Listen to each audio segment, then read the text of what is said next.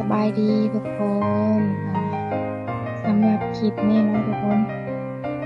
เราจะมาตัดสีเนาะแอลบนอยู่ที่30ได้41เด้อทุกคนเด้อที่ว่าเป็นแอล31คือที่ว่าตุ้ยเนาะเป็นตุ้ยนะทุกคนมันก็จะออกมาจากการเป็นสีเนาะจะปกตินะ3 นิ้วครึ่งเนาะแต่อันนี้มันจะออกมา4 นิ้วเลยทุกคนเด้อถ้าแอล35 36ขึ้นไปเนาะออกมา4 นิ้วแล้วก็ออกมาครึ่งห่างละครึ่งนิ้วนะทุกคนปกติลงมาเนาะ6 นิ้วจะเป็นเกตลังเนาะทุกคนจะเป็นเกตลังแล้วก็จะมาหาแอลนะก็จะมาหาแอลเพิ่มอยู่ที่36พันสี่เก่าเนาะเอากระปิดไว้เลยทุกคนเด้อในคานสะโพกเพิ่มอยู่ที่41พัน4 10 นิ้วกับ2 ขีดนะทุกคนแต่เป็นเท่ากับมาแบ่งครึ่งมองที่เส้นถ่ายเป็นเส้นแอลเนาะแล้วเขาก็มาเย็บข้างหน้าเนี่ยทุกคนเขาก็แทกออกจากกันเย็บก้นนะเส้นแอลมาได้ก็ได้เนาะแล้วก็ไป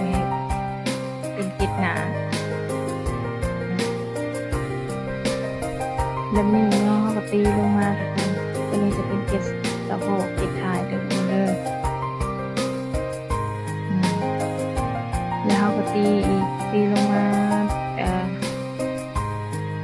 ตัวนี้จะเป็นเกล็ดหนา6 นิ้วเนาะก็จะประมาณนี้เลยทุกคนก็เบิ่งตามวิดีโอเลยทุกคนทีนี้เขาก็จะไปยิบเกล็ดหลังจากที่เขายิบเกล็ดแล้วนะทุกคนอันนี้คือแบบว่ากว่าจะยิบเกล็ดแล้วกว่าจะรีดนะทุกคนใช้เวลาโดนเติบแต่ว่ามาตัด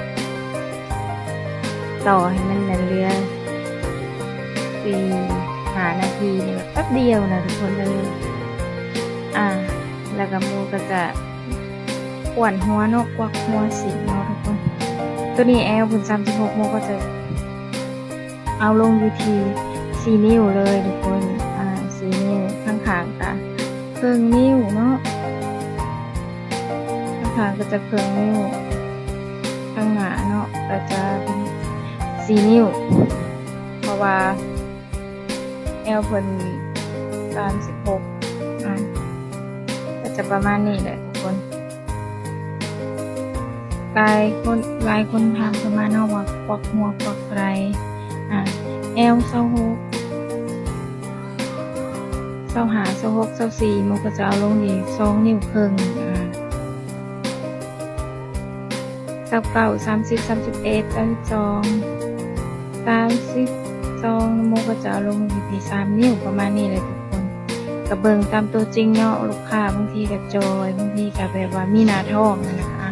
เอากระเบิงตามตัวจริงแล้วเขาก็สังเกตเวลาเขาตัดลายๆพื้นออกมาเนาะหรือว่า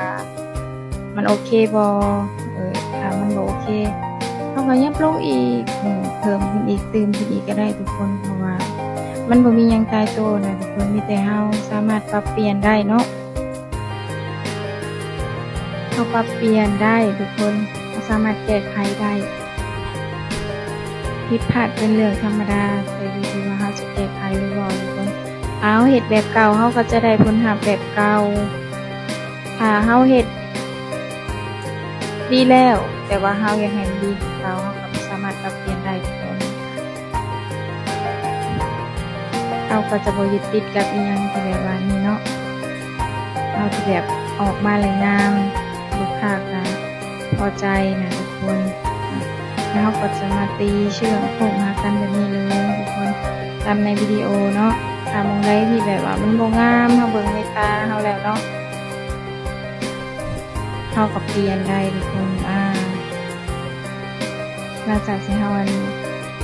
ตีแล้วเขาก็จะมาอีกครั้งหนึ่งเบิ่งว่ามันโอเคบ่มันเชื่อมหาการงามบ่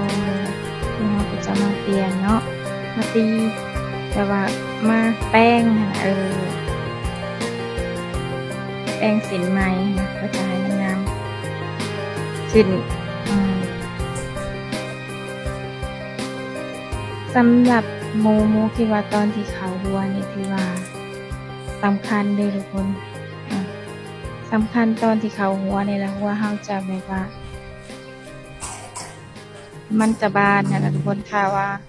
เขาดึงร้ายเนาะกับบ่ได้ทุกคนค่อยๆโยกไปค่อยๆประคองผ่าครับค่อยๆประคองโตสินกับหัวสินนะทุกคนบ่ให้ดึงเนาะคันดึงแล้วมันสิแบบว่ามันสิบ้านเนาะทุกคน